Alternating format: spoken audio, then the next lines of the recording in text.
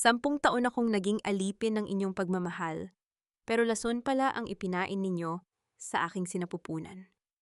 Habang tinitiis ko ang pait ng tiyan ni Doña Imelda, nakahiga ka na pala sa bisig ng aking matalik na kaibigan.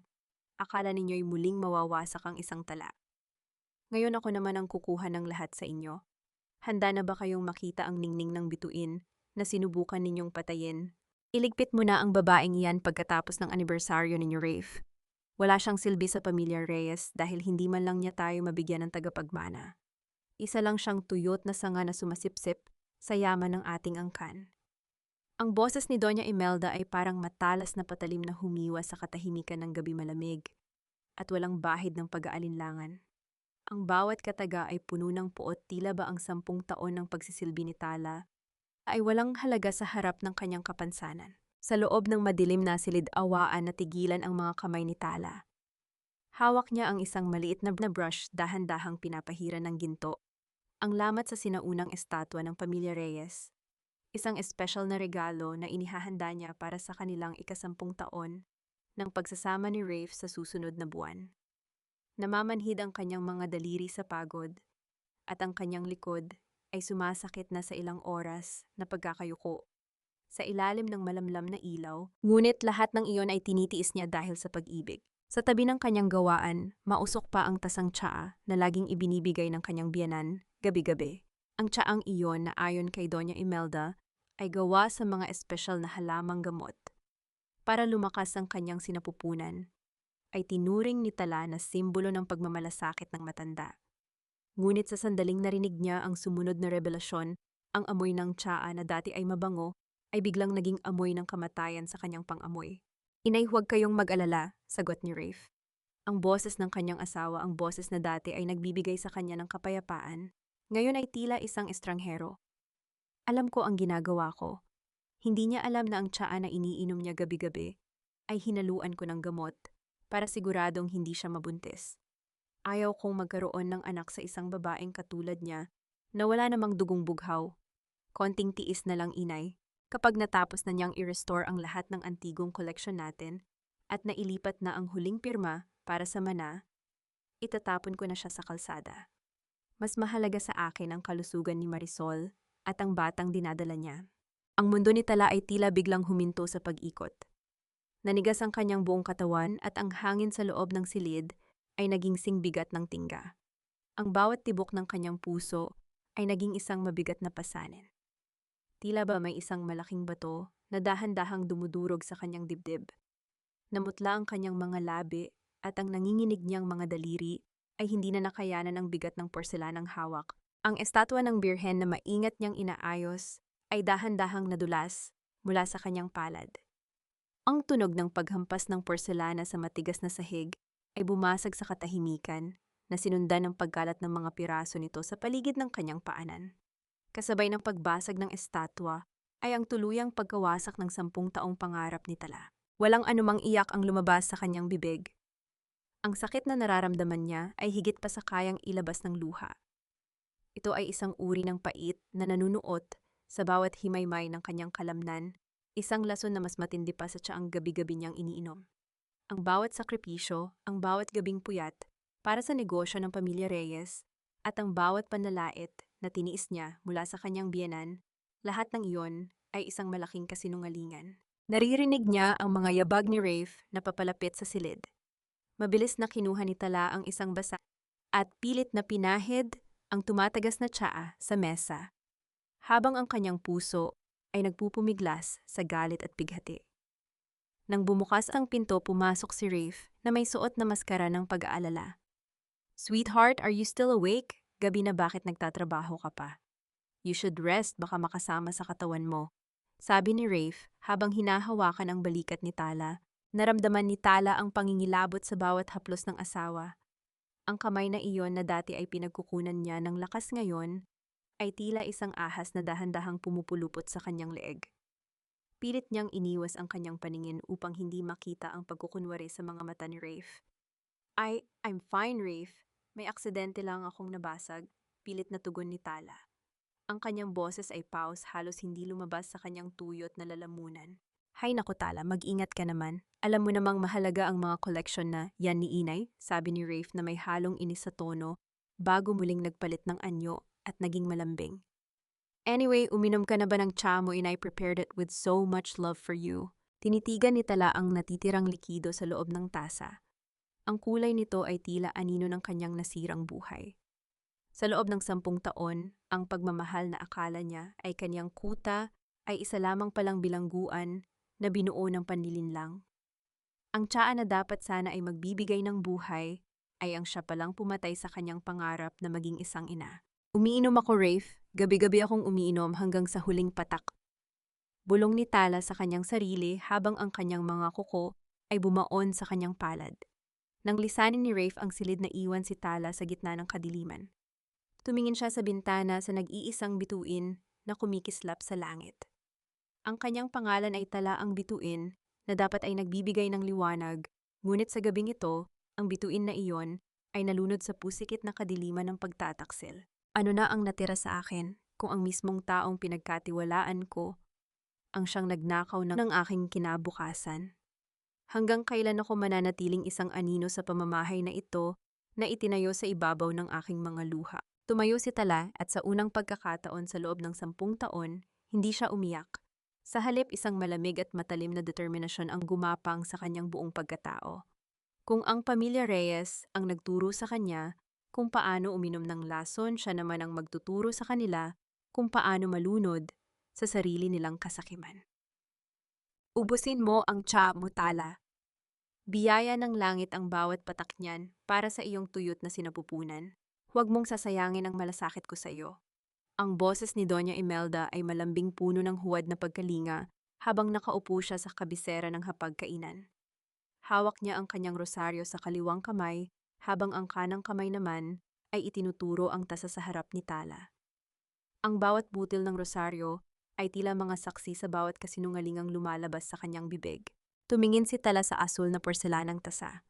Ang usok na nagmumula rito ay tila isang sumasayaw na multo nagpapaalala sa kanya ng usapang narinig niya kagabi. Alam na niya ngayon, ang lihim na sangkap ng inuming ito, hindi ito pag-asa, kundi isang dahan-dahang pagpatay sa kanyang pangarap. Sa loob ng 10 taon, naniwala siya na ang pait nito ay gamot, ngunit ito pala ay lason na sadyang inihanda ng babaeng tinawag niyang Inay. Salamat po, Inay. Napakabuti ninyo sa akin. Mahinang sagot ni Tala. Pilit niyang itinaas ang tasa. Nararamdaman niya ang init ng porselana sa kanyang nanginginig na mga daliri. Hindi siya tumingin kay Rafe na abala sa pagbabasa ng dyaryo sa kanyang tabi. Ang kanyang asawa ay tila walang pakialam humihigop ng kape na para bang hindi niya pinaplano ang pagtatapon sa kanyang asawa na parang isang basahan. Dapat lang na magpasalamat ka Tala, sabat ni Rafe nang hindi inaalis ang tingin sa binabasa. Inay spent so much effort looking for those herbs. Ang swerte mo dahil kahit wala kang silbi bilang asawa, tinitiyaga ka pa rin namin sa bahay na ito. Ang bawat salita ni Rafe ay parang asin na ibinubudbod sa isang sariwang sugat. Nanatiling tahimik si Tala, dahan-dahang inilapit ang tasa sa kanyang mga labi. Ngunit sa halip na inumin, hinayaan niya lang na dampiin ng mainit na usok ang kanyang mukha bago niya ito ibinalik sa mesa nang hindi nababawasan. Eksaktong 9:00 ng umaga nang tumunog ang kampana sa may pintuan. Hindi nagtagal pumasok ang isang babaeng puno ng gilas suot, ang isang mamahaling dress na tila sumisigaw ng karangyaan. Si Marisol. Good morning everyone, I brought some pastries from that new bakery in Makati. Masayang bati ni Marisol. Lumapit siya kay Doña Imelda at nagmano isang kilos na tila napakaamo at puno ng respeto. Kumusta po ang paborito kong Doña at kakasatad at tum-tum-tum-tum? Naku Marisol, hiha, napakabuti mong bata. Buti ka pa at naaalala kaming dalawin, hindi katulad ng iba dyan na parang laging pasa ng daigdig.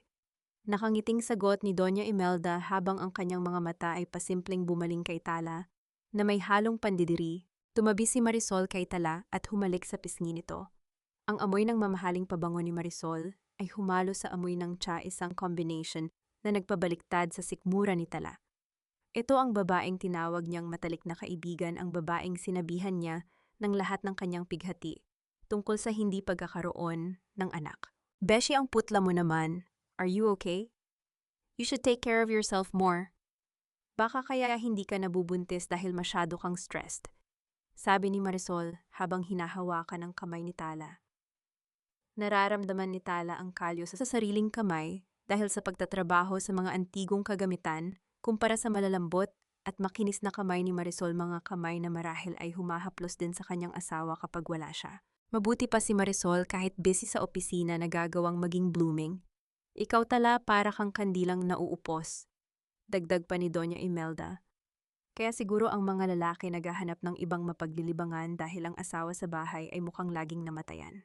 Tumawa ng mahina si Rafe, isang tunog na tila saksak sa pandinig ni Tala.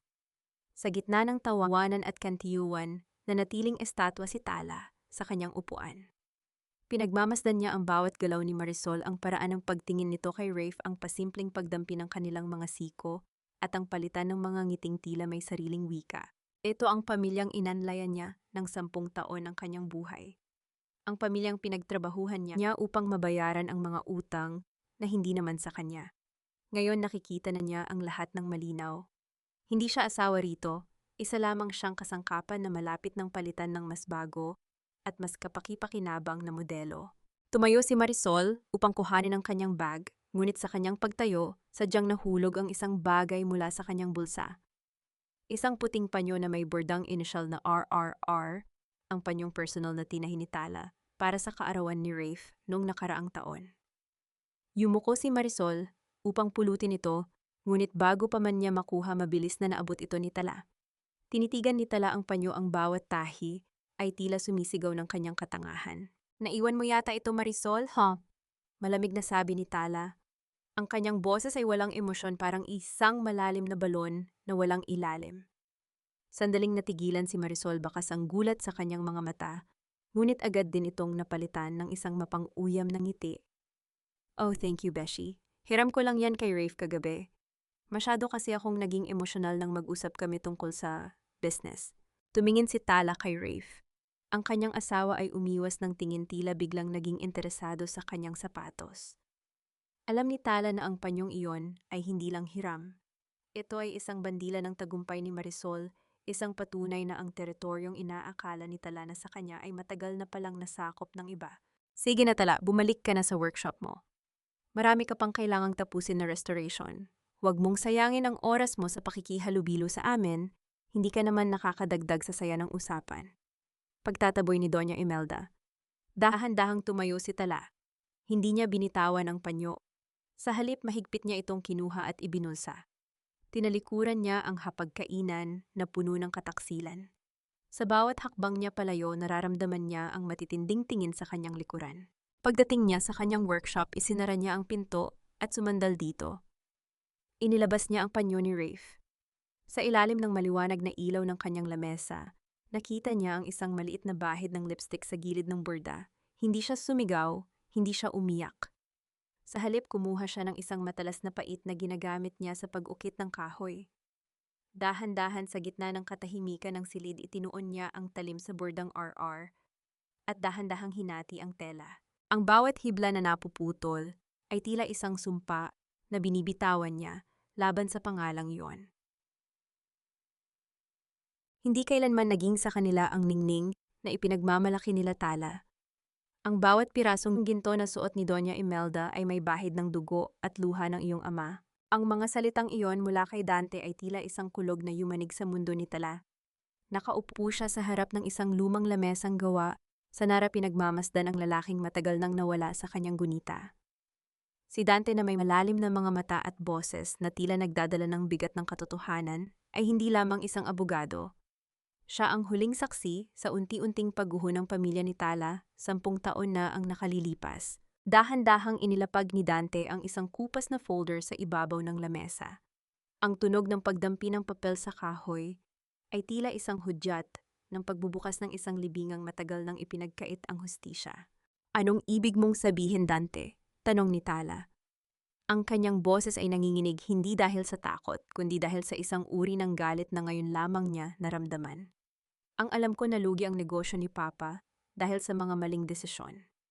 Ang pamilya Reyes ang sumagip sa akin.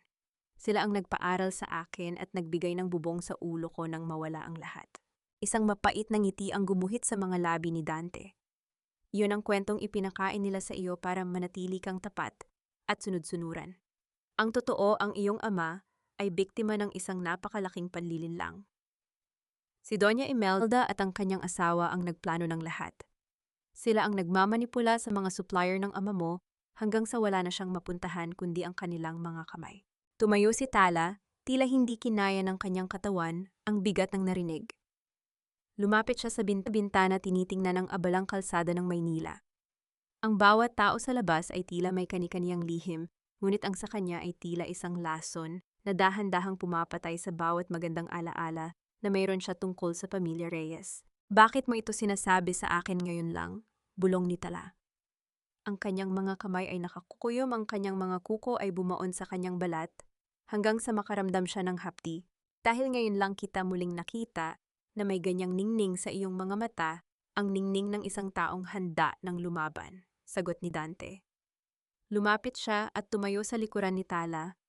Sapat ang layo upang igalang ang kanyang puwang, ngunit sapat ang lapit upang maramdaman ang kanyang suporta. Noong ikinasal ka kay Rafe, ninais kong pigilan ka, pero nakita ko kung gaano mo siya kamahal. Akala ko ang pagpapakasal mo sa kanya ang magiging kabayaran para sa lahat. Pero nagkamali ako. Hindi sila tumitigil hanggat hindi ka nila lubos na nauubos. Binuksan ni Dante ang folder at ipinakita ang isang dokumento na may lagda ng ama ni Tala. Ito ang original na listahan ng mga antigong kagamitan na pag-ari ng pamilya mo. Ang mga pirasong ito na ngayon ay nasa loob ng mansyon ng mga Reyes at pilit mong nire-restore ay ang mga huling yaman na kinuha nila sa inyo sa pamamagitan ng peking kontrata. Napahawak si Tala sa lamesa. Naalala niya ang bawat oras na ginugol niya sa paglilinis at pag-aayos ng mga estatwa at muebles sa workshop. Ang bawat ukit na hinahaplos niya ay hindi pala pag-aari ng mga Reyes. Ang bawat piraso ng kasaysayang iyon ay bahagi ng kanyang sariling pagkakakilanlan na ninakaw sa kanya. Tinawag nila akong tuyot na sanga. Bulong ni Tala, ang kanyang mga mata ay nagniningning sa namumuong luha ng galit. Pinainom nila ako ng lason para hindi ako magkaanak habang ang asawa ko ay may iba ng pamilya. At ngayon malalaman ko na ang bawat pagkain na inihain nila sa akin ay binili gamit ang perang ninakaw nila sa aking ama. Ang tahimik na silid ay tila naging isang silid paglilitis sa isip ni Tala. Nakikita niya ang bawat ngiti ni Doña Imelda, ang bawat kunwari pag-aalala ni Rafe, at ang bawat panlalait na tinanggap niya. Lahat ng iyon ay bahagi ng isang malaking teatro kung saan siya ang bida na pinaglaruan. Ano ang plano mo, Tala? Tanong ni Dante. Maaari nating bawiin ang lahat sa legal na paraan, pero matatagalan iyon. Ang pamilya Reyes ay may malalim na ugat sa lipunan. Tumingin si Tala kay Dante, at sa pagkakataong ito, wala nang bakas ng pag-aalinlangan sa kanyang mukha. Isang matalim na ngiti ang lumitaw sa kanyang mga labi, isang ngiti na hindi pa nakikita ni Rafe o ni Doña Imelda. Hindi ko lang babawiin ang sa akin, Dante, sabi ni Tala. Ang bawat salita ay puno ng determinasyon. Gusto kong makita silang bumagsak mula sa pedestal na itinayo nila sa ibabaw ng mga bangkay ng aming pangarap. Ipagpapatuloy ko ang pag-restore sa mga antigong yon. Ngunit sa pagkakataong ito, sisiguraduhin kong ang matitira sa kanila ay mga anino na lamang ng katotohanan. Golden moment, kinuha ni Tala ang isang lumang panulat ng kanyang ama na nasa ibabaw ng lamesa ni Dante. Hinawakan niya ito nang mahigpit, tila kumukuha ng lakas mula sa huling bakas ng kanyang magulang. Isang maliit na bagay, ngunit upang ipaalala sa kanya kung para kanino ang labang ito. Tulungan mo ako, Dante, sabi ni Tala. Hindi bilang isang biktima, kundi bilang isang kakampi. Kahit kailan ay hindi kita iniwan, Tala, sagot ni Dante. Naghihintay lang ako na muli kang magningning. Habang papalabas ng gusali, sinalubong si Tala ng malakas na ulan. Ngunit sa halip na sumilong, hinayaan niya ang bawat patak na dumapo sa kanyang muka. Parang isang binyag, ang ulan ay naghuhugas sa kanyang takot at nagiiwan ng isang malamig na apoy sa kanyang puso. Sino ang lalaking iyon, Tala? Huwag mong sabihing naghahanap ka na ng kapalit ko dahil lang hindi tayo magkaanak. Ang boses ni Rafe ay puno ng pangungutya habang iwinawagayway niya ang mga litratong kuha ng isang spy camera. Ang kanyang mga mata ay nanunuri, naghahanap ng anumang bakas ng takot sa mukha ng kanyang asawa. Ngunit sa halip na manginig na natiling kalmado si Tala, dahan-dahan niyang inilapag ang kanyang bitbit na bag sa ibabaw ng mamahaling console table. Isang abogado iyon, Rafe. Tungkol ito sa mga lupaing naiwan ni Papa na hanggang ngayon ay hindi pa rin naaayos. Mahinahon niyang sagot. Ang kanyang boses ay tila isang banayad na agos ng tubig, ngunit sa ilalim nito ay may matatalim na batong handang sumugat. Akala ko ba ay gusto mong matulungan akong maayos ang mana ko para magamit natin sa negosyo ng pamilya mo, o baka naman mas gusto mong hayaan na lang nating mawala ang huling alaala ng mga magulang ko? Sandaling natigilan si Rafe. Ang kanyang hinala ay agad na napalitan ng kislap ng kasakiman sa kanyang mga mata. Nang marinig ang salitang mana, "Business is business, Tala. Siguraduhin mo lang na hindi ka gumagawa ng kahit anong ikasisira ng pangalan ko." Alam mo naman si inay napakaselan pagdating sa dangal ng pamilya. Isang mapait na ngiti ang gumuhit sa isip ni Tala. Dangal. Ang pamilyang pumatay sa pangarap niya at nagnakaw sa kanyang ama ay may lakas ng loob na magsalita tungkol sa dangal. Nang gabing iyon, bumalik si Tala sa kanyang workshop. Ang tunog ng pagsasara ng pinto ay tila isang hudyat ng kanyang pagpasok sa sariling mundo. Dito siya ang reyna. Dito siya ang may hawak ng katotohanan. Sinimulan niyang pagmasdan ng isang sinaunang florera na gawa sa jade, isa sa mga pinakamahalagang koleksyon ni Doña Imelda na ayon kay Dante ay kabilang sa mga ninakaw sa kanyang ama. Kinuha ni Tala ang mga materyales na binili niya ng palihim. Sa loob ng 10 taon, ng pag-restore ng mga antigo, natutunan niya ang lahat ng sikreto ng mga peke at tunay. Dahan-dahan sinimulan niyang kopyahin ang bawat ukit, ang bawat lamat, at ang bawat bahid ng panahon. Ang bawat galaw ng kanyang kamay ay puno ng puot at pag-asa. Habang nagtatrabaho, narinig niya ang mahinang bulungan mula sa hardin na katapat lang ng kanyang bintana. Pinatay niya ang ilaw at dahan-dahang sumilip sa likod ng kortina. Sa ilalim ng malamlam na liwanag ng buwan, nakita niya si Rafe at Marisol. "Don't worry, babe. Konting tiis na lang," bulong ni Rafe habang hinahaplos ang tiyan ni Marisol. "Kapag natapos na ni Tala ang pag-transfer ng mga titulo ng lupa niya sa pangalan ko bilang gift sa anibersaryo namin, wala na siyang silbi. I'll make sure she signs the annulment papers without getting a single centavo." "Siguraduhin mo lang, Rafe."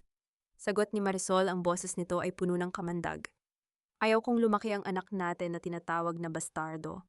At ang kumpanya, I want my share now. Kailangan ko ng pambili ng gamit ng baby sa Paris." Nakita ni Tala ang pag-abot ni Rafe ng isang tsekerya. Ang bawat pirasong papel na ibinibigay ni Rafe ay galing sa perang pinaghirapan ni Tala, na isalba mula sa pagkalugi ng kumpanya Reyes. Ang kanyang mga kamay ay nanginig sa galit, ngunit sa halip na sumigaw, mas hinigpitan niya ang hawak sa kanyang pait. "Sige, Rafe. Ibigay mo sa kanya ang lahat," isip ni Tala habang ang kanyang mga mata ay nagniningning sa dilim. "Ibigay mo ang perang akala mo ay sayo. Dahil ang bawat sentimos na yan ay magsisilbing tanikala na hihila sa inyong dalawa pababa sa putikan." Kinabukasan, lumabas si Tala ng workshop na may dalang tasa ng tsaa. Ito ang tsaang inihahanda ni Doña Imelda para sa kanya. Ngunit sa halip na inumin, dinala niya ito sa banyo at ibinuhos sa lababo. Pinanood niya ang itim na likido na dahan-dahang nawawala sa imburnal kasabay ng bawat lason na tinanim nila sa kanyang katawan. Nang bumalik siya sa sala, nakita niya si Doña Imelda na nagmamasid sa kanya. Ang matanda ay tila isang buitre na naghihintay ng biktima. "Naubos mo ba ang tsaa mo, Tala?" Tanong ni Doña Imelda, ang kanyang mga mata ay naniningkit. "Parang hindi ka naman yata tumataba. Sigurado ka bang hindi mo itinatapon ang malasakit ko?" "Ubos na po, inay, hanggang huling patak." Sagot ni Tala, ang mukha niya ay tila isang maamong anghel. "Nararamdaman ko na nga po ang epekto. Parang gumaan ang pakiramdam ko, tila ba may mga bagay na unti-unting nawawala sa loob ko." Isang mapanuyang tawa ang pinakawalan ni Doña Imelda. "Mabuti naman, dahil sa anibersaryo ninyo gusto kong maging espesyal ang lahat. Ang mga antigo, ang mga titulo, at ang iyong pagalis. Anong ginagawa mo, Tala? Bakit dalawa ang estatwa ng aming angkan?" Ang boses ni Doña Imelda ay tila isang malamig na hanging umiihip sa loob ng workshop, puno ng pagduda. Ang liwanag ng flashlight ay direktang tumatama sa mukha ni Tala, ngunit hindi siya kumurap. Sa gitna ng mabilis na tibok ng kanyang puso, nahanap ni Tala ang kanyang boses, isang boses na hinasa ng 10 taon ng pagtitiis. "Inay, hindi po dalawa ang estatwa." Mahinahong sagot ni Tala, habang dahan-dahang ibinababa ang kanyang mga kagamitan. Ang isa pong ito ay isang mold o hulmahan. Kailangan ko pong gawin ito upang matiyak na hindi masisira ang orihinal habang nililinis ko ang mga lamat sa loob nito. Masyado na pong marupok ang porselana, isang maling galaw ko lang ay maaaring madurog ang pamana ng mga reyes. Ginagawa ko po ito para sa inyo. Nakita ni Tala ang dahan-dahang pagbaba ng flashlight ni Doña Imelda. Ang kasakiman sa mga mata ng matanda ay muling nanaig sa kanyang hinala. Ang takot na mawalan ng kayamanan ay mas matimbang kaysa sa takot na maloko. Siguraduhin mo lang, Tala, dahil kapag nalaman kong may ginagawa kang kalokohan, hindi lang ang workshop na ito ang kukunin ko sa'yo. Kalimutan mo na ang apelidong Reyes Pai. Banta ng matanda bago ito tumalikod at lumabas ang tunog ng kanyang tsinelas sa sahig, ay tila isang babala na hindi natatapos. Nang makasiguro si Tala na wala na ang matanda, na pasandal siya sa pader at nagpakawala ng isang malalim na buntong hininga. Ang bawat kasinungalingan ay nagdaragdag ng bigat sa kanyang dibdib, ngunit alam niyang kailangan niya itong gawin. Kinabukasan, sa ilalim ng biglaang pagbuhos ng ulan sa Maynila, nagkita sila ni Dante sa isang maliit at tahimik na karinderya, malayo sa mapanghusgang mga mata ng lipunan. Ang amoy ng mainit na sinigang at ang tunog ng ulan sa bubong na yari sa yero ay nagbigay kay Tala ng isang uri ng kapayapaan na hindi niya naramdaman sa loob ng mansyon. Pagod na pagod ka na, Tala, bulong ni Dante habang iniaabot ang isang baso ng mainit na tubig. Ang iyong mga mata ay tila isang bituin na pilit nilulunod ng mga ulap. Kailangan ko itong tapusin, Dante, sagot ni Tala. Ang kanyang mga daliri ay naglalaro sa gilid ng baso. Ang bawat estatwa, ang bawat piraso ng muebles. Lahat ng iyon ay kailangang maipalit bago ang anibersaryo. Gusto kong makuha nila ang lahat ng inaakala nilang sa kanila, pero sa huli mga anino lang ang hahawakan nila. Tinitigan siya ni Dante ng matagal. Mayroong lungkot at paghanga sa kanyang mga mata. Alam mo ba, noong huling beses kitang nakita, noong bata pa tayo, laging puno ng kulay ang mga kamay mo dahil sa pagpipinta. Ngayon ang mga kamay mo ay puno ng kalyo dahil sa pag-ayos ng mga bagay na sinira ng ibang tao. You don't have to do this alone, Tala. Nandito ako. Sa sandaling iyon, hinawakan ni Dante ang kamay ni Tala sa ibabaw ng lamesa. Ang hawak na iyon ay hindi katulad ng kay Rafe na tila isang pag-angkin. Ang hawak ni Dante ay tila isang pangako ng proteksyon, magaan, mainit at puno ng respeto. Naramdaman ni Tala ang isang mabilis na kaba sa kanyang dibdib, isang pakiramdam na matagal na niyang kinalimutan. Salamat, Dante. Ikaw lang ang tanging nakakaalam kung sino talaga ako sa likod ng apelidong ito. Mahinang sabi ni Tala habang dahan-dahang binabawi ang kanyang kamay, bagaman sa loob-loob niya ay nais pa niyang maramdaman ang init nito. May bago akong nalaman. Pagpapatuloy ni Dante, ang kanyang boses ay naging seryoso. Si Rafe ay hindi lamang gumagamit ng pera ng kumpanya para kay Marisol. May mga dokumento akong nakuha na nagpapatunay na isinasanla niya ang mga lupain na nakapangalan pa rin sa iyo sa mga illegal na nagpapautang. He is desperate, Tala. Ang utang niya ay higit pa sa halaga ng mansyong tinitirhan ninyo. Isang malamig na ngiti ang sumilay sa mga labi ni Tala. Mas mabuti, hayaan nating lalong lumubog ang kanyang mga paa sa putikan. Sa gabi ng anibersaryo, ibibigay ko sa kanya ang huling regalo ko, ang katotohanang wala na siyang kahit anong pagmamay-ari. Golden moment, bago sila maghiwalay, may iniabot na maliit na balot si Dante kay Tala. Nang buksan niya ito sa loob ng sasakyan, nakita niya ang isang lumang kwintas na may pendant na bituin ng kwintas na ibinenta ng kanyang ama noong naghihirap na sila, na lihim palang binili at itinago ni Dante sa loob ng maraming taon. Isang luha ang dahan-dahang pumatak mula sa mata ni Tala. Ang unang luha ng kaligayahan sa gitna ng kanyang pighati. Pag-uwi ni Tala sa mansyon, madilim na ang buong paligid. Akala niya ay tulog na ang lahat, ngunit pag-akyat niya sa hagdan, bumukas ang ilaw sa pasilyo. Doon nakatayo si Rafe, may hawak na baso ng alak at ang kanyang mukha ay mapula sa galit. Saan ka galing, Tala? Kanina pa kita tinatawagan pero hindi mo sinasagot. Sigaw ni Rafe. Ang amoy ng alak ay humahalo sa kanyang boses. At anong kwintas yan na hawak mo? Kanino galing yan? Hindi lahat ng lason ay iniinom. Ang iba ay nagmumula sa mga salitang akala mo ay pangako, ngunit sa huli ay siyang kukuha sa lahat ng meron ka. Binitawan ni Rafe ang kwintas ni Tala na parang isang mainit na uling nang marinig ang tawag mula sa ospital. Ang galit sa kanyang mukha ay biglang napalitan ng putla at taranta. Hindi na niya nagawang sumagot sa asawa. Kumaripas siya ng takbo palabas ng mansyon. Ang tunog ng humahaging na gulong ng kanyang sasakyan sa semento ay tila isang hiyaw ng takot sa gitna ng gabi. Sumunod si Tala. Hindi dahil sa pag-aalala, kundi dahil kailangan niyang makita ang bawat tagpo ng kanyang itinatayong dula. Sa loob ng puting pasilyo ng ospital, ang amoy ng disinfectant ay humahalo sa amoy ng takot. Doon nakita niya si Rafe na nakasandal sa pader sapo, ang kanyang noo habang sa loob ng silid ay naroon si Marisol. Threatened abortion, bulong ng doktor na lumabas mula sa kwarto. Masyadong mataas ang stress level ng pasyente.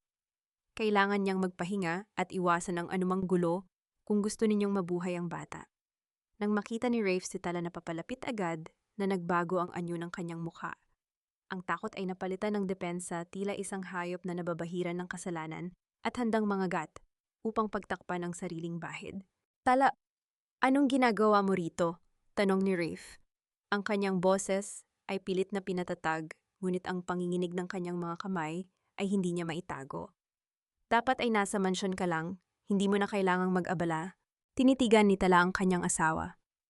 Sa ilalim ng malupit na puting ilaw ng ospital, kitang-kita niya ang bawat butil ng pawis sa noo nito. Ang lalaking ito na 10 taon niyang pinagsilbihan ay mas mukhang duwag kaysa sa isang nagkasala.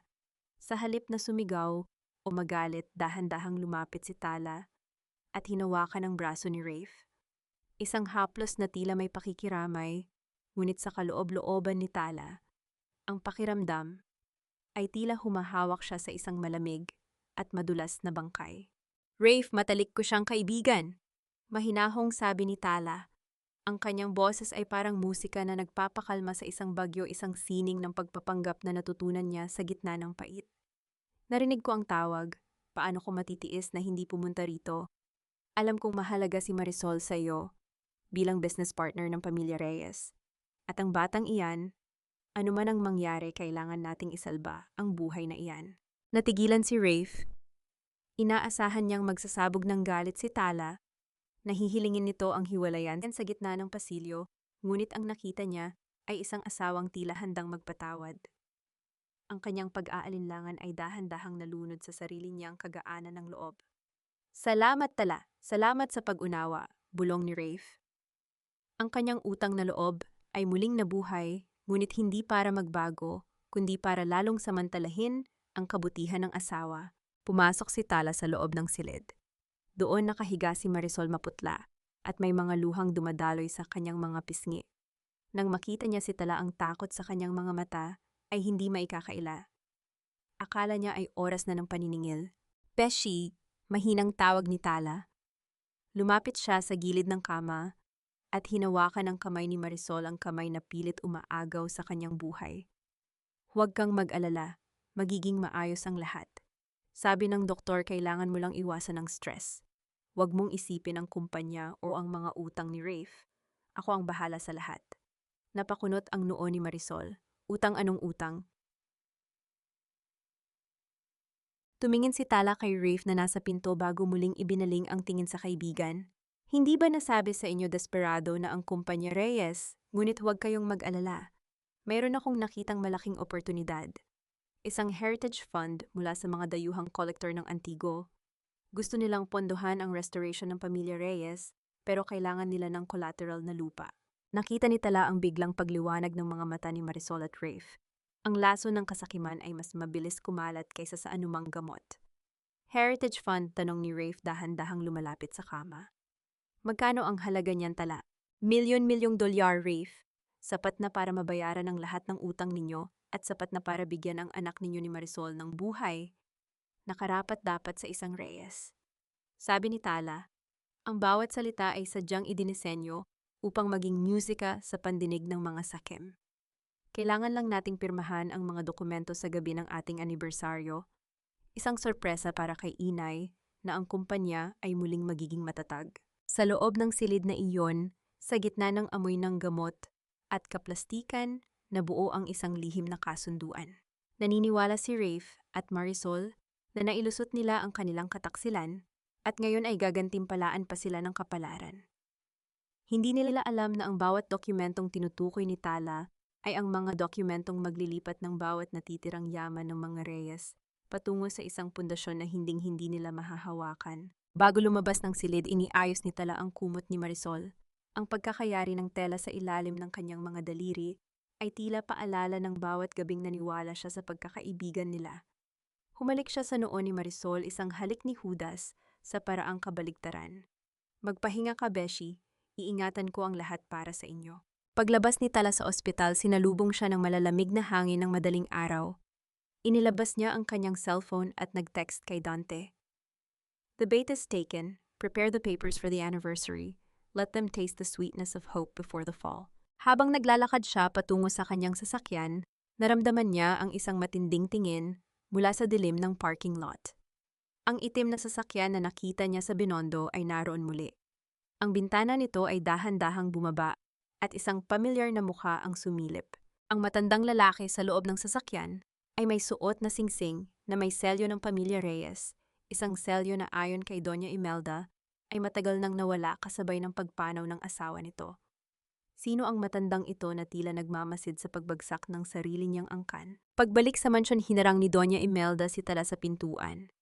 Ang matanda ay may hawak na isang baso ng tsa, ngunit sa pagkakataong ito ang kulay nito ay mas madilim, halos kasing itim ng dugo. Uminom ka, Tala, kailangan mong maging malakas. Dahil sa gabi ng anibersaryo may isa pang panauhin na darating na hindi mo inaasahan. Isang taong magpapatunay kung sino ka talaga. Hindi mo ba naintindihan? Tala, ang dumi sa bahay na ito ay ikaw at ako ang maglilinis niyan. Isang baog na asawang wala namang ibang alam kundi magkuskos ng mga lumang gamit. Tingnan mo ako, dala ko ang bukas ng pamilyang ito habang ikaw ay nananatiling anino ng kahapon. Ang mga salitang iyon ni Marisol ay tila mga laso na direktang ibinubuhos sa pandinig ni Tala habang sila ay magkaharap sa itaas ng grand staircase. Wala na ang maskara ng pagkakaibigan. Wala na ang malambing na tawagan. Ang nakatayo sa harap ni Tala ay isang babaeng liyab sa inggit at kasakiman. Ang tiyan ay bahagyang nakaumbok sa ilalim ng suot na silk na bestida. Tumingin si Tala sa kanyang dating kaibigan. Ang katahimikan ni Tala ay hindi tanda ng kahinaan kundi isang malalim na hukay na dahan-dahan niyang hinuhukay para sa mga kaaway. Ang bukas na sinasabi mo, Marisol, ay itinayo sa ibabaw ng nakaw na yaman at nakaw na asawa. Sa tingin mo ba ay magiging matatag ang isang bahay na ang pundasyon ay bulok? Isang nakakabinging tawa ang pinakawalan ni Marisol. Bulok, baka nakakalimutan mo sa gabi ng anibersaryo ninyo pipirmahan ni Rafe ang mga dokumento. At kasabay ng pagpasok ng milyon-milyong dollar sa Heritage Fund na sinasabi mo ay ang pagpirma niya sa iyong annulment papers.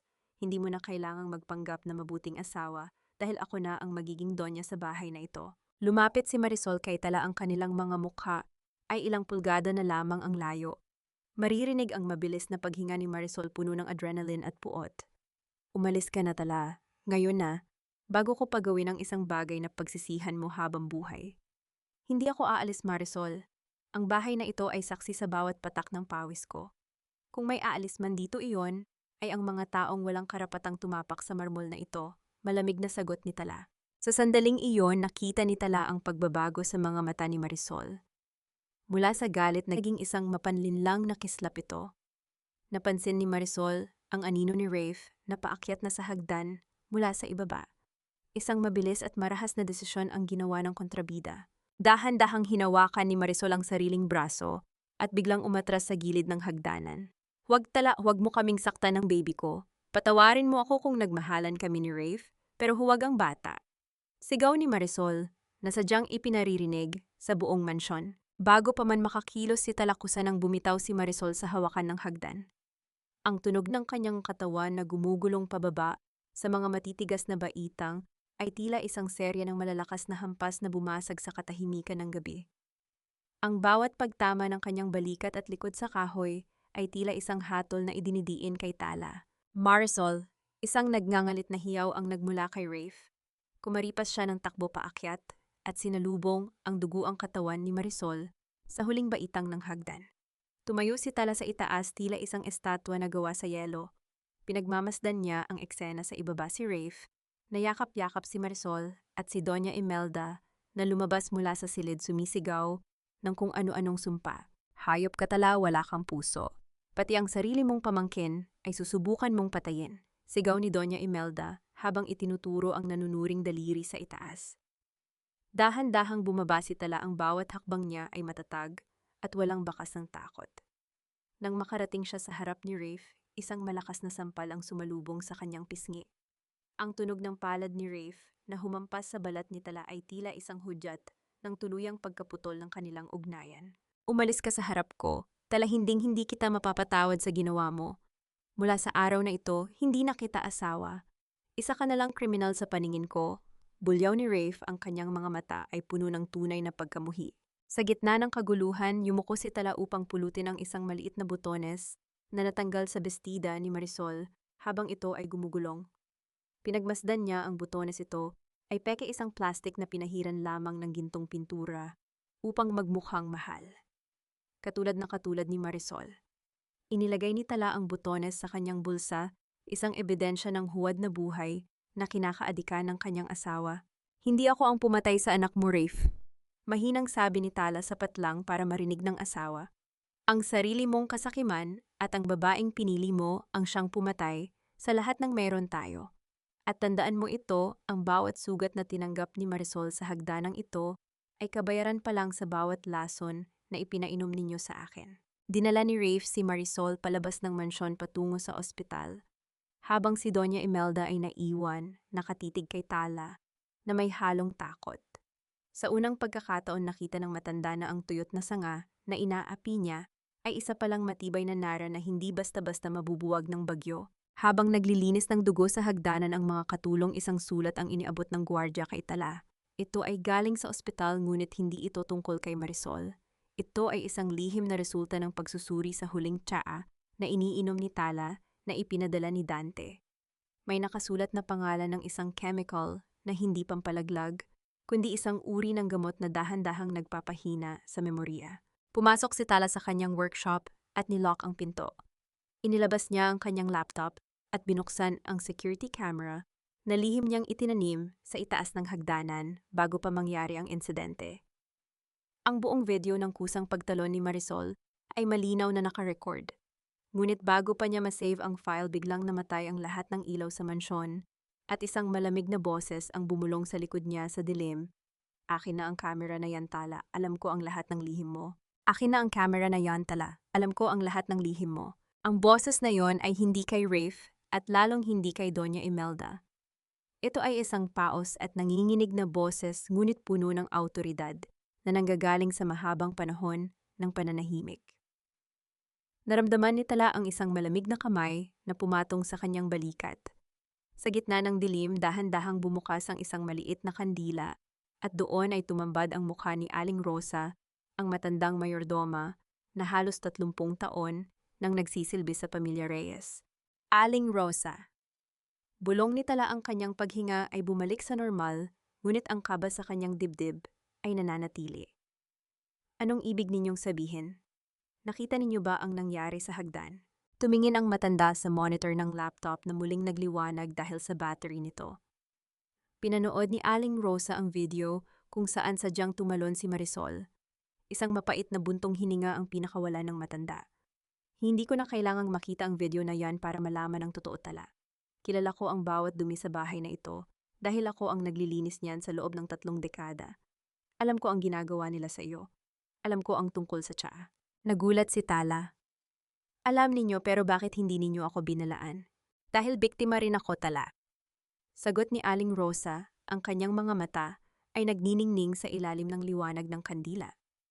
Ang anak kong lalaki ay namatay dahil sa kapabayaan ni Doña Imelda nung bata pa ito, at pinatahimik nila ako gamit ang utang na loob at pananakot. Pero sapat na ang 10 taon na nakita kitang nagdurusa. Huwag mong ibibigay ang camera na yan kahit kanino. Iyan ang tanging susi mo para makalabas ng buhay sa impyernong ito. Biglang narinig ang malalakas na yabag ng mga sapatos sa labas ng workshop. Ang tunog ng mga susi na nagkakalog sa pintuan ay tila isang hudyat ng paparating na panganib. Nandyan na sila bulong ni Aling Rosa. Mabilis niyang kinuha ang laptop ni Tala at isinilid ito sa isang lumang sako ng harina. Magtago ka sa ilalim ng lamesa ng restoration. Huwag kang gagawa ng anumang tunog. Bumukas ang pinto at pumasok si Doña Imelda kasunod ang dalawang lalaking nakauniporme ng gwardya. Ang liwanag ng kanilang mga flashlight ay tila mga nanunuring mata na naghahanap sa bawat sulok. Hanapin ninyo siya. Alam kong nandito lang ang babaeng iyan. Sigaw ni Doña Imelda. Ang kanyang boses ay puno ng pagkapuot.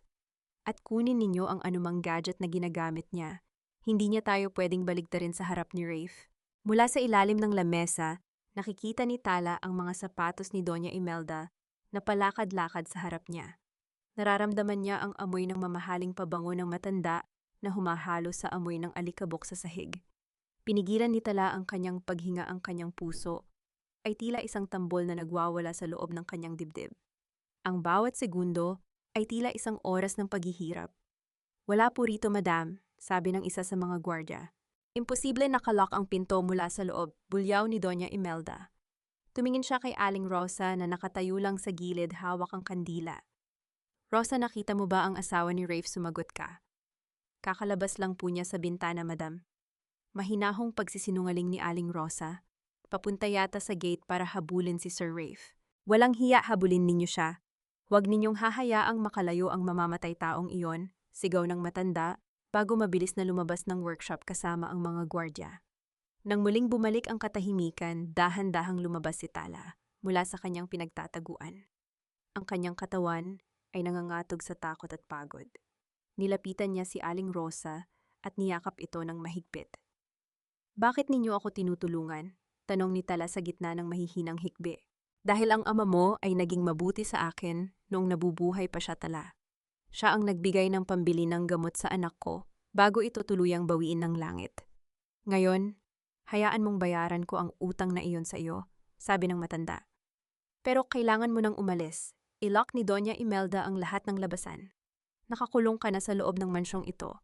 Eksaktong pagkatapos sabihin iyon ni Aling Rosa, narinig nila ang malakas na pagbagsak ng bakal na trangka sa labas ng workshop. Ikinandado sila ni Doña Imelda mula sa labas. Ang tanging liwanag na natira ay ang maliit na apoy ng kandila na unti-unti nang nauupos. Sa kabilang dako sa labas ng tarangkahan ng mansyon, isang itim na sasakyan ang huminto. Bumaba si Dante, suot ang kanyang barong Tagalog at may hawak na isang legal na dokumento. Ang tunog ng pagbusina ng kanyang sasakyan ay tila isang trumpeta ng pag-asa sa gitna ng bagyo. Nandito ako para sa kliyente ko, si Mrs. Tala Reyes. Malakas na pahayag ni Dante sa intercom ng gate habang ang ulan ay nagsisimulang pumatak ng malakas. At may dala akong warrant para sa inspeksyon ng mga ari-arian sa loob ng bahay na ito. Sa loob ng madilim na workshop, kinuha ni Aling Rosa ang isang piraso ng tuyong tinapay mula sa kanyang bulsa at ibinigay kay Tala. Kumain ka, anak. Kailangan mo ng lakas para sa bukas. Ang laban mo ay hindi lang para sa sarili mo, kundi para sa lahat ng kinuhaan nila ng boses. Ang simpleng pagbabahagi ng pagkain sa gitna ng panganib ay nagparamdam kay Tala na hindi siya nag-iisa sa laban na ito.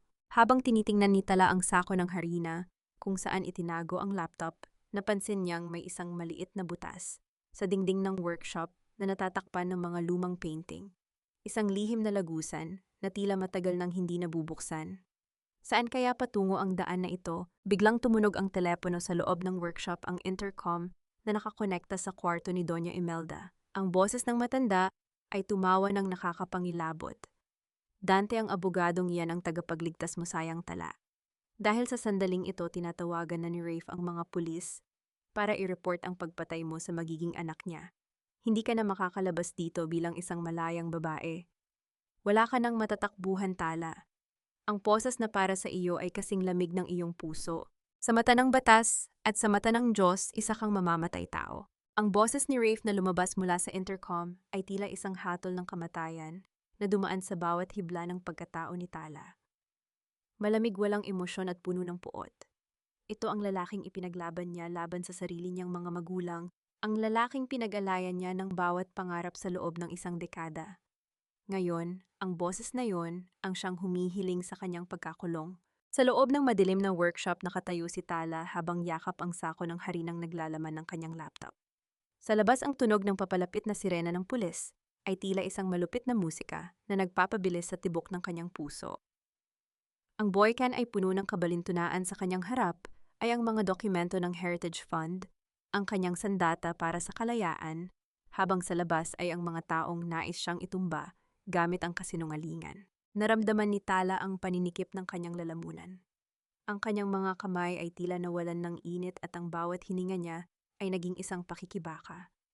10 taon bulong niya sa sarili, 10 taon akong naging tapat na asawa, at sa huli ang gantimpala ko ay bakal na rehas.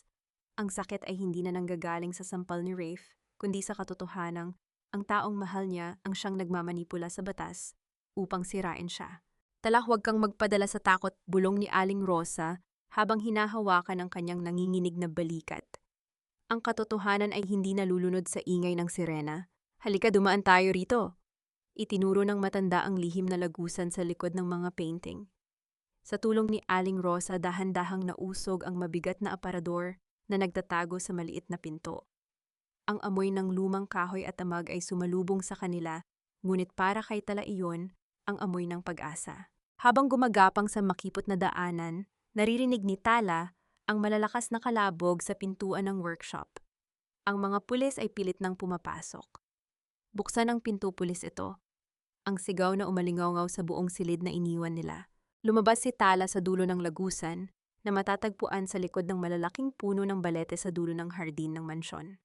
Ang ulan ay malakas pa ring bumubuhos na tila nakikiramay sa kanyang pighati. Sa malayo nakita niya ang liwanag ng sasakyan ni Dante sa tapat ng gate. Sa gitna ng ulan nagtagpo ang mga mata ni Tala at Dante sa pagitan ng mga rehas ng bakod. Hindi alintana ni Dante ang basang-basang barong, mabilis niyang inabot ang kamay ni Tala sa pagitan ng mga rehas. Dante, narito ang lahat. Sabi ni Tala, ang kanyang boses ay nanginginig sa ginaw at kaba. Inabot niya ang sako na may laptop at ang mga dokumentong nakuha niya. Ang video ni Marisol, ang ebidensyang pagkalason ko, at ang mga pirmadong papel ni Rafe. Lahat ng kailangan mo para sa Heritage Fund ay nariyan. Paano ka, Tala, kailangan mong sumama sa akin? Sabi ni Dante, ang pag-aalala sa kanyang mga mata ay tila isang mainit na kumot sa gitna ng bagyo. Hindi ako pwedeng tumakas, Dante. Kapag tumakas ako, magmumukha akong guilty. Sagot ni Tala, isang matalim na ningning ang lumitaw sa kanyang mga mata sa gitna ng dilim. Hahayaan ko silang hulihin ako, hahayaan ko silang isipin na nanalo na sila. Dahil sa gabi ng anibersaryo, doon ko gustong makita ang kanilang tuluyang pagbagsak sa harap ng lahat. Napakadelikado ng iniisip mo, Tala, babala ni Dante. Ang bituin ay kailangang dumaan sa pinakamadilim na gabi bago muling magningning, Dante. Siguraduhin mo lang na ang bawat dokumentong yan ay may poproseso. Bago magbukas ang auction sa susunod na linggo, ang pamilya Reyes ay kailangang mawala ng lahat hanggang sa huling sentimo. Golden moment, sa gitna ng malakas na ulan, may napansin si Tala na isang maliit na halaman na pilit tumutubo sa pagitan ng semento ng bakod.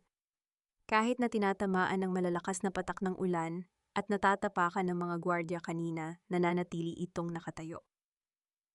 Hinaplos niya ang dahon nito bago siya tuluyang humarap sa mga pulis na paparating na sa kanyang direksyon. Isang paalala na ang buhay ay laging nakakahanap ng paraan, gaano man ito pagsikapang puksain. Bumukas ang mga floodlight ng mansyon at itinutok ang mga ito kay Tala. Nakita niya si Rafe at Doña Imelda na nakatayo sa balkonahe, tila mga manonood sa isang dula-dulaan. May hawak na baso ng alak si Rafe at sa tabi niya ay si Marisol na may benda sa ulo, sadyang nagpapakita ng kahinaan upang makakuha ng simpatiya. Ayan na siya, ang mamamatay tao. Turo ni Marisol, ang kanyang boses ay matinis na humalo sa tunog ng ulan. Dahan-dahang itinaas ni Tala ang kanyang dalawang kamay. Hindi siya lumaban, hindi siya sumigaw. Ang kanyang mukha ay parang isang kalmadong lawa bago ang isang tsunami. Habang nilalapitan siya ng mga pulis at kinakabitan ng posas, tumingin si Tala ng diretso kay Rafe.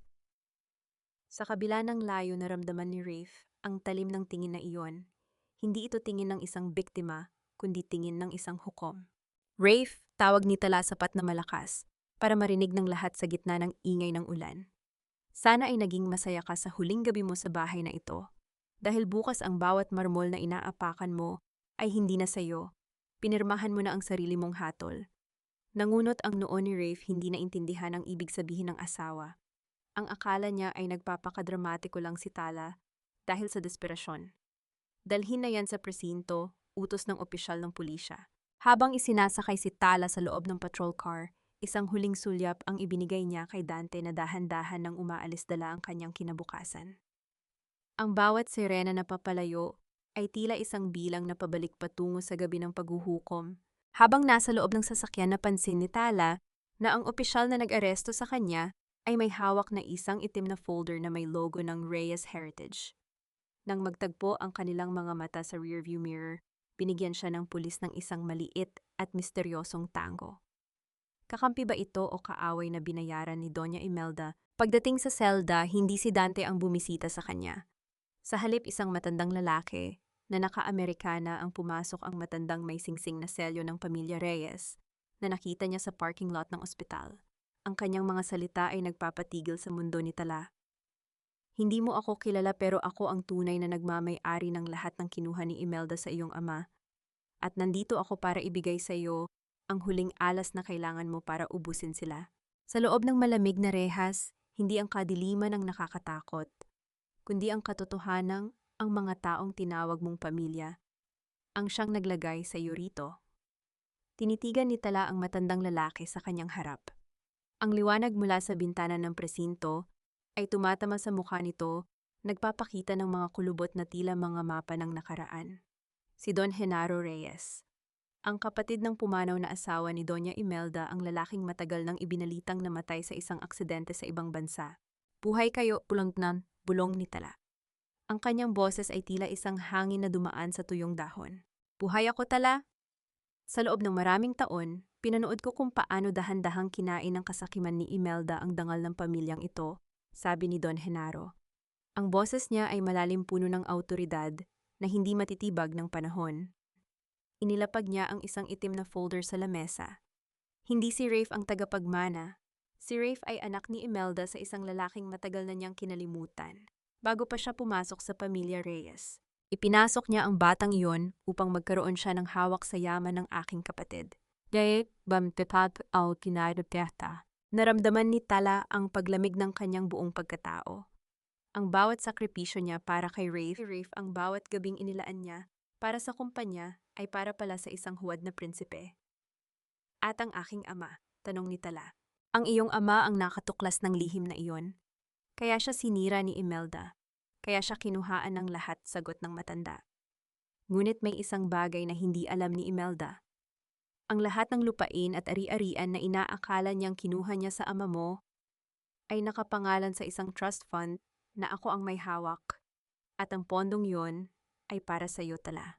Habang nangyayari ang pag-uusap na ito sa mansyon ng mga Reyes, isang marangyang paghahanda ang nagaganap. Ang tunog ng mga kristal na baso na nagkakantiyawan at ang malakas na musika ay umaalingaw sa malaking hall. Si Doña Imelda, suot ang kanyang kulay gintong gown, ay tila isang reyna na nakaupo sa kanyang trono. Sa tabi niya ay si Rafe at ang nagdadalamhating si Marisol na may suot na mamahaling perlas sa kabila ng kanyang benda. Sa wakas, bukas ay mapapasa atin na ang Heritage Fund, sabi ni Doña Imelda habang humihigop ng champagne. At ang babaeng yon, habulan na lang niya ang kanyang hininga sa loob ng kulungan. Cheers to that, Inay, ta. Sagot ni Rafe, ang kanyang mga mata ay nagniningning sa kasakiman. I've already contacted the media. Gagawin nating malaking balita ang pagtapon sa kriminal na asawa ko para lalong tumaas ang ating imahe bago ang auction. Hindi nila alam na sa labas ng mansyon dahan-dahan nang dumarating ang mga itim na sasakyan. Hindi ito ang mga panauhing inaasahan nila. Si Dante ay abala sa kanyang telepono, sinisiguradong ang bawat piraso ng ebidensya ay naipadala na sa Securities and Exchange Commission at sa mga pangunahing bangko. Sa loob ng selda, dahan-dahang iginuhit ni Tala ang isang bituin sa maalikabok na sahig gamit ang kanyang daliri. Pinagmasdan niya ito ng matagal. Hindi na siya ang bituin na pilit itinatago sa ilalim ng ulap. Siya na ang magiging liwanag na susunog sa lahat ng kasalanan sa bahay na iyon. Ang simpleng guhit na iyon ay simbolo ng kanyang muling pagsilang mula sa abo ng pagtataksil. Dadalhin kita sa auction bukas Tala, sabi ni Don Genaro. Pero hindi bilang isang bilanggo, kundi bilang ang babaeng magpapatigil sa mundo ni Imelda. Salamat Lolo Genaro, sabi ni Tala, ang kanyang mga mata ay nagniningning sa determinasyon. Gusto kong makita ang mukha nila kapag nalaman nilang ang lupang inaapakan nila ay akin na. Kinabukasan ng gabi ng anibersaryo at auction. Ang mansyon ay puno ng mga makapangyarihang tao sa Maynila. Ang bawat hakbang sa marmol na sahig ay tila isang bilang na pabalik. Nagsimula ang programa, umakyat si Rafe sa entablado, hawak ang dokumento ng Heritage Fund. Gusto ko pong ipakilala sa inyo ang bagong simula ng Pamilya Reyes. Ngunit bago pa niya matapos ang kanyang salita, ang malalaking pintuan ng hall ay biglang bumukas. Ang tunog ng mabibigat na sapatos na humahampas sa sahig ay nagpatahimik sa lahat. Pumasok si Tala. Suot ang isang simpleng puting bestida, walang kahit anong alahas, ngunit ang kanyang gilas ay sapat na upang mapalingon ang lahat. Sa kanyang tabi ay si Dante at ang isang matandang lalaki na nagpahulog ng baso ng champagne mula sa kamay ni Doña Imelda. Genaro yang nanginginig na tawag ni Doña Imelda. Ang kanyang mukha ay naging kasing puti ng papel. Tapos na ang palabas, Imelda, sabi ni Don Genaro sa gitna ng katahimikan. Tumingin si Tala ng diretso kay Rafe na tila hindi makapagsalita sa gulat. Lumapit siya sa entablado at kinuha ang mikropono. Hindi ang Heritage Fund ang sisimulan ninyo ngayong gabi, Rafe, kundi ang inyong paglisan. Habang nagsisimulang magkagulo ang mga tao, napansin ni Tala na may isang tao sa likuran ni Marisol na mabilis na lumabas ng mansyon, dala ang isang malaking itim na bag. Ang bag na iyon ay naglalaman ng mga original na titulo na akala ni Tala ay naitago na ni Dante. Sino ang traidor sa loob ng kampo ni Tala? Biglang may pumasok na mga opisyal ng National Bureau of Investigation NBI. Lumapit sila kay Doña Imelda at Rafe, ngunit bago pa sila makapagsalita, sumigaw si Marisol. Hindi ako kasama rito, si Rafe ang nagplano ng lahat. Siya ang pumatay sa totoong tagapagmana. Sa gitna ng sigawan may isang malakas na tunog ng pagbasag ng salamin sa itaas at isang apoy ang biglang sumiklab sa silid ng mga antigo. Bitawan ninyo ako, wala akong kasalanan. Ang lalaking iyan ang nanggamit sa akin. Si Rafe ang pumatay sa dangal ng pamilyang ito. Ang matinis na sigaw ni Marisol ay umalingaw-ngaw sa buong hall, mas matindi pa sa ingay ng nagkakagulong mga panauhin. Sa harap ng mga awtoridad, mabilis na binitawan ni Marisol ang kamay ni Rafe. Tila ba ang lalaking dati ay kinapitan niya para sa yaman, ay isa na ngayong nakakahawang sakit. Ang kanyang mga mata na dati ay puno ng pang-aapi, kay Tala ngayon ay puno ng desperasyon para sa sariling kaligtasan. Natigilan si Rafe. Tumingin siya sa babaeng pinili niya kaysa sa kanyang asawa, ang babaeng binigyan niya ng lahat ng luho habang pinagdadamutan si Tala. Ang sakit ng sampal ni Tala kanina ay wala sa kalahati ng sakit ng harapang pagkakanulo ni Marisol. Marisol, anong sinasabi mo? Nanginginig na tanong ni Rafe. Ang kanyang boses ay tila isang piping pagsamo sa gitna ng unos. Ngunit hindi siya pinansin ni Marisol. Sa halip humarap ang babae sa mga opisyal ng NBI. May mga dokumento ako. May mga record ako ng lahat ng nakaw na pera ni Rafe mula sa kumpanya. Ibibigay ko ang lahat. Basta huwag ninyo akong isama sa kulungan. Sa kabilang panig ng entablado si Doña Imelda ay dahan-dahang napaupo sa kanyang upuan.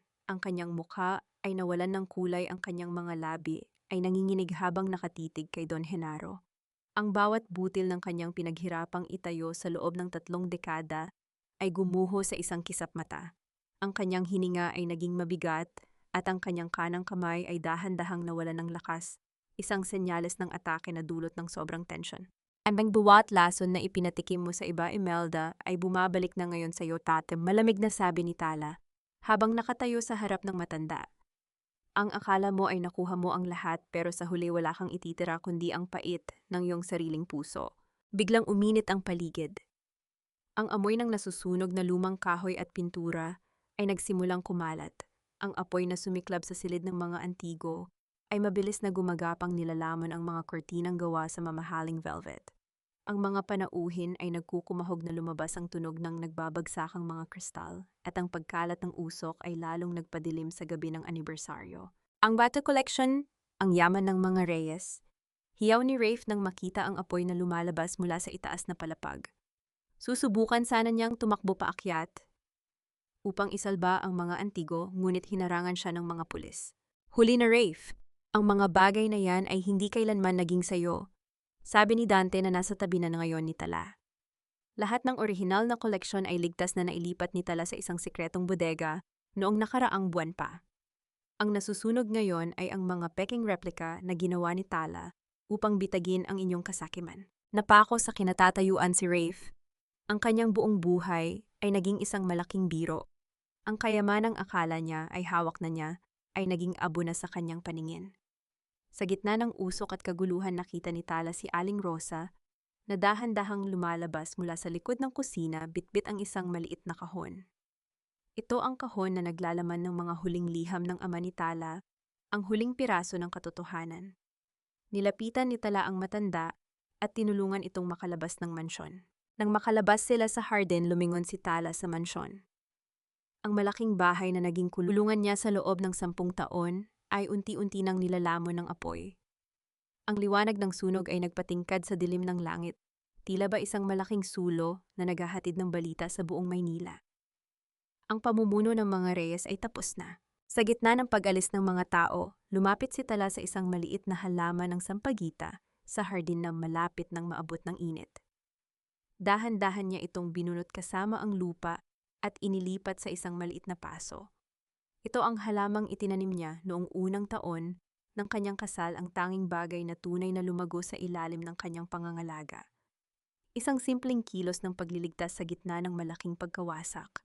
Nakita ni Tala si Marisol na kinakaladkad ng mga pulis patungo sa sasakyan, habang si Rafe ay nakaposas na at nakayuko, hindi makatingin sa kahit kanino. Si Doña Imelda naman ay isinakay sa ambulansya, ang kanyang mga mata ay dilat ngunit walang buhay na nakatitig sa kawalan. Tapos na Talats, bulong ni Dante sa kanyang tabi. Malaya ka na. Huminga ng malalim si Tala. Ang hangin ay may halong amoy ng usok, ngunit para sa kanya ito ang pinakamatamis na hanging nalanghap niya sa loob ng maraming taon. Lumingon siya kay Don Genaro na nakatayo malapit sa kanyang sasakyan. Salamat Lolo Genaro para sa lahat, sabi ni Tala. Huwag sa akin magpasalamat anak. Ang iyong sariling katatagan ang nagdala sa iyo rito, sagot ng matanda. Pero mag-ingat ka. Ang apoy na ito ay maaaring tumupok sa nakaraan, ngunit ang mga bagong saibol ay kailangan pa ring alagaan. Habang pinapanood ang apoy, napansin ni Tala ang isang tao na nakatayo sa malayo sa ilalim ng puno ng acacia. Ito ay ang tauhan ni Dante na siyang nagdadala dapat ng mga titulo. Ngunit sa halip na lumapit kay Dante, ang lalaki ay may kausap sa radyo at mabilis na sumakay sa isang sasakyang walang plaka. Mayroon pa bang ibang mas mataas na kapangyarihan na nagmamanipula sa likod ng lahat? Huwag kang pumasok Tala, napakadelikado na. Ang sigaw ni Dante na halos malunod sa dagundong nung naglalagablab na bubong. Hinawakan niya ang braso ni Tala ng mahigpit, ang kanyang mga mata ay puno ng takot para sa kaligtasan ng babaeng matagal na niyang iniibig. Ngunit hindi natitinag si Tala. Ang kanyang paningin ay nakatutok sa aninong pilit na gumagalaw sa gitna ng makapal na usok sa loob ng workshop. Si Aling Rosa, Dante hindi pa siya nakakalabas. At si Rafe, nandoon pa siya sa loob. Sa loob ng nagbabagang silid nakita ni Tala si Rafe na nakaluhod sa sahig, pilit na kinukuha ang isang kahon na akala niya ay naglalaman ng mga titulo ng lupa. Ang kanyang asawa ay umuubo na ng malakas, ang usok ay dahan-dahang nagnanakaw ng kanyang hininga. Sa kabilang sulok si Aling Rosa ay nakahandusay, tila nawalan ng malay, matapos mabagsakan ng isang piraso ng nasusunog na kahoy. Hindi nag-isip ng 2 beses si Tala. Binawi niya ang kanyang braso mula kay Dante at kumuha ng isang basang tela upang itakip sa kanyang mukha. Sa bawat hakbang niya papasok sa nagliliyab na workshop, nararamdaman niya ang matinding init na tila sumusubok sa kanyang determinasyon. Ang bawat paglagutok ng nasusunog na poste ay tila isang babala na ang kamatayan ay naghihintay sa bawat sulok. Rafe, bitawan mo na yan, walang kwenta ang kahon na yan. Sigaw ni Tala sa gitna ng ingay ng apoy. Tumingin sa kanya si Rafe, ang kanyang mga mata ay nalalabo at puno ng luhang dulot ng usok. Ito na lang ang meron ako Tala. Kailangan ko ito para mabuhay tayo, para sa pamilya. Wala ka ng pamilya Rafe, sinira mo ang lahat, yung tugon ni Tala. Ngunit sa halip na iwan ng asawa, lumapit siya kay Aling Rosa at pilit itong binuhat. Dante, tulungan mo ako. Pumasok din si Dante sa loob, hindi alintana ang panganib. Binuhat nila si Aling Rosa palabas habang si Rafe ay nanatiling nakatitig sa kahon na unti-unti nang tinutupok ng apoy. Sa huling sandali, bago gumuho ang buong workshop, lumingon si Tala. Nakita niya ang kanyang asawa na yakap ang abo ng kanyang sariling kasakiman. Isang huling pagsabog ng init ang naganap at ang pinto ng workshop ay tuluyang natakpan ng mga nagbabagang guho. Makalipas ang ilang buwan, ang tunog ng mga alon sa dalampasigan ng isang tahimik na bayan sa La Union ay nagbibigay ng isang himig ng kapayapaan na matagal nang hinahanap ni Tala. Malayo na siya sa mausok at magulong Maynila. Ang amoy ng alat ng dagat ay humahalimuyak sa hangin, kasabay ng bango ng mga bagong sibol na halaman sa kanyang maliit na hardin. Dito nagtayo si Tala ng isang maliit na sung para sa pag-restore ng mga kagamitan, ngunit hindi na para sa mga mayayamang sakim. Sa halip tinuturuan niya ang mga kababaihang naging biktima ng karahasan sa tahanan. Ang bawat piraso ng kahoy na kanilang inaayos ay tila simbolo ng kanilang sariling pagbangon. Miss Tala, may bisita po kayo, tawag ng isa sa kanyang mga estudyante. Dahan-dahang tumayo si Tala mula sa kanyang pagkakaupo sa harap ng isang lumang aparador. Pinagpag niya ang kanyang mga kamay na may bahid ng barnis. Ang kanyang mukha ay wala na ang bakas ng pait. Pinalitan na ito ng isang liwanag na nanggagaling sa loob. Sa labas ng kanyang workshop nakatayo si Dante. Suot ang isang simpleng t-shirt at maong bitbit ang isang bungkos ng mga sariwang bulaklak. Ang kanyang ngiti ay tila isang pangako ng isang bukas, na hindi na kailangang itayo sa kasinungalingan. Kumusta ang mga bituin dito sa La Union? Tanong ni Dante, ang kanyang boses ay malambing at puno ng paghanga. Mas maliwanag sila rito, Dante. Mas madaling makita ang katotohanan kapag walang usok ng Maynila, sagot ni Tala. Naglakad silang dalawa sa pampang habang ang araw ay dahan-dahang lumulubog sa abot-tanaw, nag-iiwan ng kulay kahel at lila sa langit.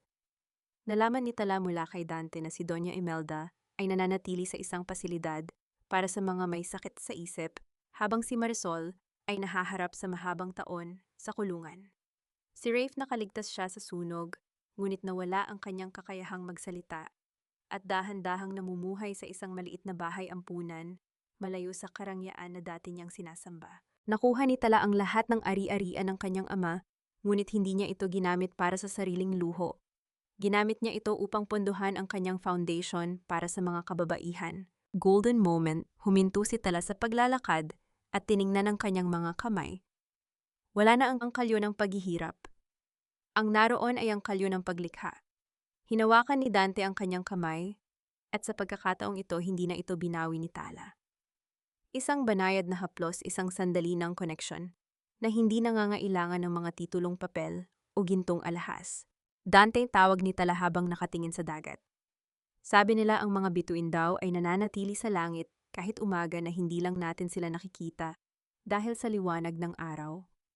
Parang pag-ibig lang yan, Talan, sagot ni Dante. Nandyan lang yan sa puso mo, naghihintay lang na matapos ang bagyo para muling magpakita.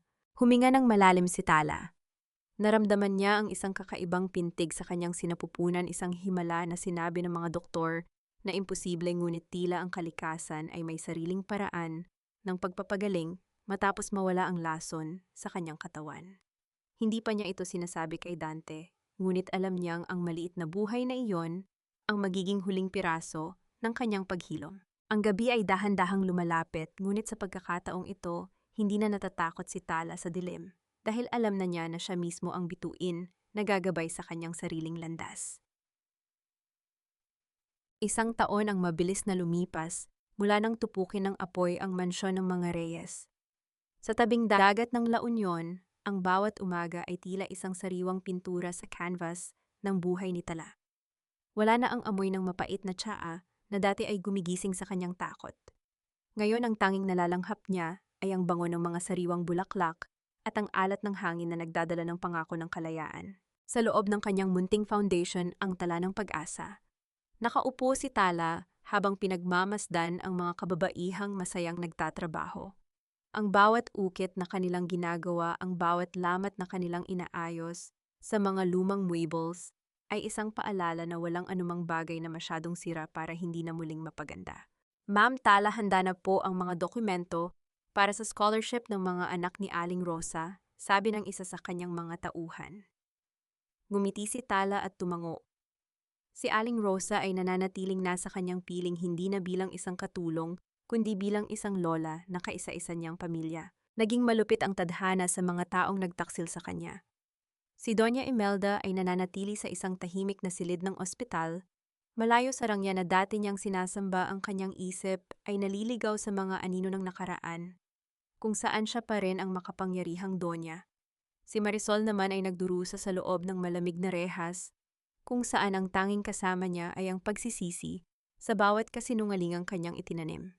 At si Rafe ay isang buhay na paalala ng karma. Bagaman nakaligtas sa sunog ang kanyang katawan, ay naging mahina at ang kanyang boses ay tuluyan nang nawala. Namumuhay siya sa ilalim ng pangangalaga ng mga madre tahimik na pinagmamasdan ang mundo na dati ay inaakala niyang hawak niya sa kanyang mga palad. Napatawad na ba sila ni Tala sa tuwing tatanungin siya ni Dante? Laging iisa ang kanyang sagot. Ang pagpapatawad ay hindi para sa kanila, kundi para sa aking sarili. Pinatawad ko na sila dahil ayaw ko nang magdala ng bigat sa aking puso. Ang hustisya ay ginawa na ng tadhana at sapat na iyon sa akin. Isang hapon, habang ang araw ay dahan-dahang lumulubog sa abot tanaw, lumapit si Dante kay Tala. Nakbayan niya ang isang asawa sa mata ng Diyos at ng batas ng tunay na pag-ibig. Wala silang magarbo at malaking anibersaryo, ngunit sa bawat segundong magkasama sila. Nararamdaman ni Tala ang respeto at pagpapahalagang ipinagkait sa kanya sa loob ng 10 taon. Golden moment. Dahan-dahang hinawakan ni Dante ang tiyan ni Tala, na ngayon ay malaki na at halatang malapit ng magluwal. Naramdaman nila ang isang malakas na sipa mula sa loob, isang pintig ng buhay na tila sumasabay sa himig ng mga alon. Ano ang ipapangalan natin sa kanya, Chi? Tanong ni Dante habang nakatitig sa mga mata ni Tala. Luningning sagot ni Tala, ang kanyang mga mata ay nagniningning sa luha ng kaligayahan dahil siya ang magpapaalala sa atin na kahit sa gitna ng pinakamadilim na gabi, laging may liwanag na darating. Huminga ng malalim si Tala at sumandal sa balikat ni Dante. Ang kapayapaang nararamdaman niya ay hindi galing sa yaman na nakuha niya mula sa mga reyes, kundi mula sa katotohanang natutunan niyang mahalin ang sarili niya bago ang lahat. Ang aral na iniwan ng kanyang kwento ay simple lamang. Ang pamilya ay hindi nabubuo sa dugo o sa ginto, kundi sa katapatan at sakripisyo. Ang bawat sugat ay bahagi ng ating kasaysayan, ngunit hindi nito kailangang tukuyin ang ating kinabukasan. Tulad ng isang antigong gamit, tayo ay maaring magkalamat at magkagasgas, ngunit sa tamang kamay at sa tamang pag-ibig muli tayong magiging isang obra maestra.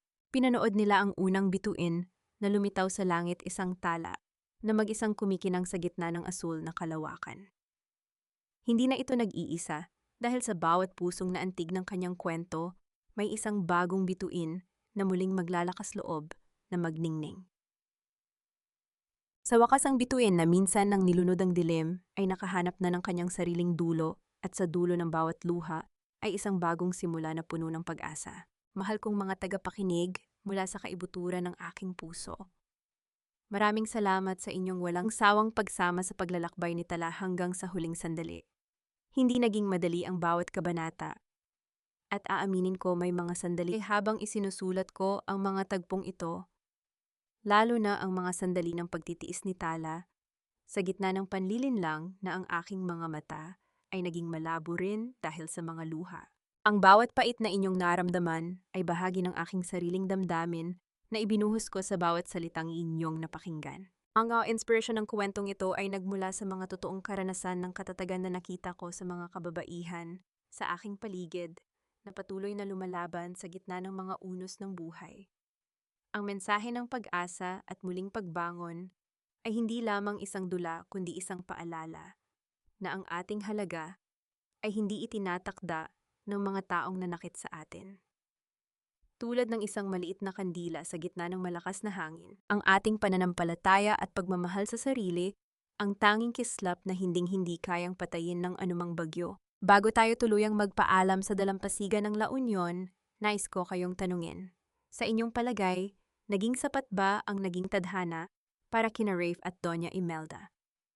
Kung ikaw ang nasa kalagayan ni Tala, kakayanin mo rin bang bitawan ang lahat ng sakit at magpatawad upang makahanap ng tunay na kaligayahan? Ibahagi po ninyo ang inyong mga saloobin at karanasan sa ating comment section dahil ang inyong mga tinig ang nagbibigay ng buhay sa aking mga panulat.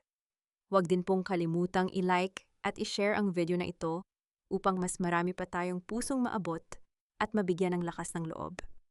Maraming salamat muli sa inyong pagtangkilik at hanggang sa muli nating pagkikita sa susunod na kwento ng pag-ibig, katapatan at walang hanggang pag-asa. Ulit, yeah.